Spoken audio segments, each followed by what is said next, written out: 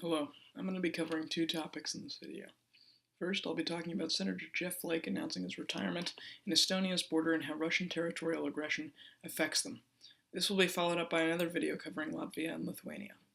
Now, as many people know, junior Republican Senator from Arizona, Jeff Flake, has announced that he will not be running for re-election in 2018. So today I'll be talking about why he said this and how this could affect the future of Republican politics. So now a lot of this is guesswork about Donald Trump's impact on the Republican Party, but since this is trending, I needed to cover it because I'm a sellout.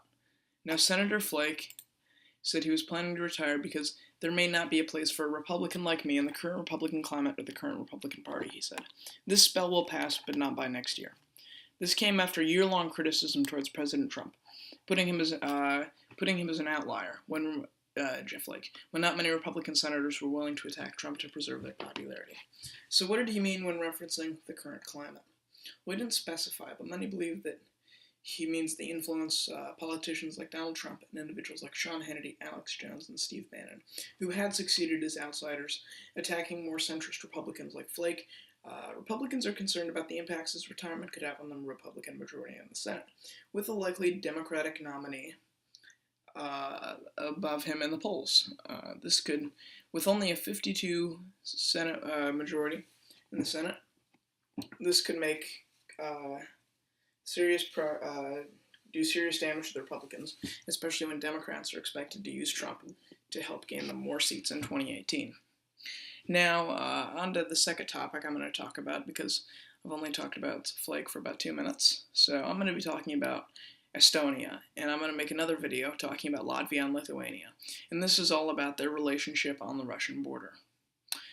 So Estonia, a small nation of 1.31 million that borders the Baltic Sea, the Gulf of Finland, Latvia, and Russia, has been a major point in Eastern European politics since its separation from the Soviet Union in 1990. They joined NATO in 2004 and are a member of the European Union.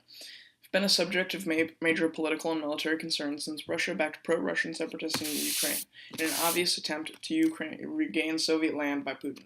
Since then, the Volunteer Estonian Defense League has increased to 15,000 members with training from NATO troops, especially after Russian troops were tracked to Ukraine and the annexation of the Crimea.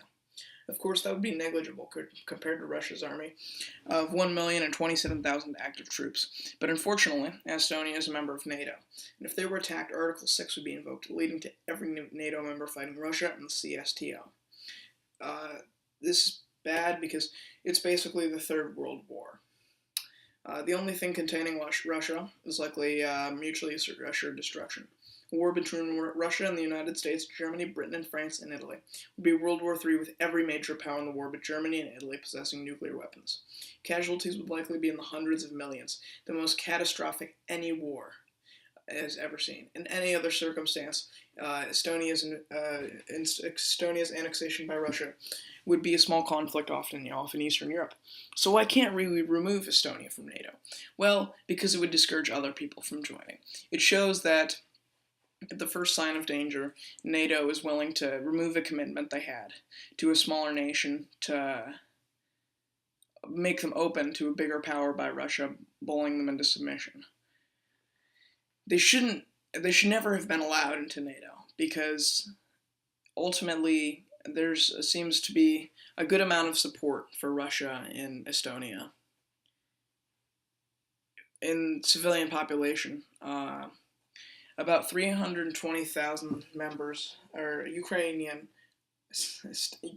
Estonians, about 320,000 Estonian citizens are ethnic Russians, leading to more support than I think is expected and showed by NATO and American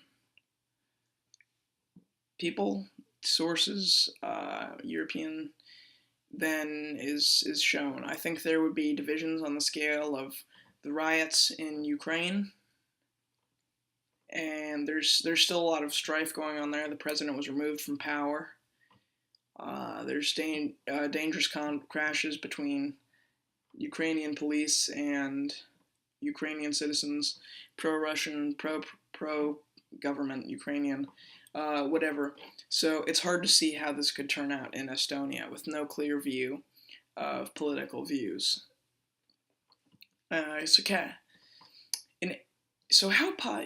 So with all of that, the 320,000 ethnic Russians in Estonia, it still doesn't make up a majority, but it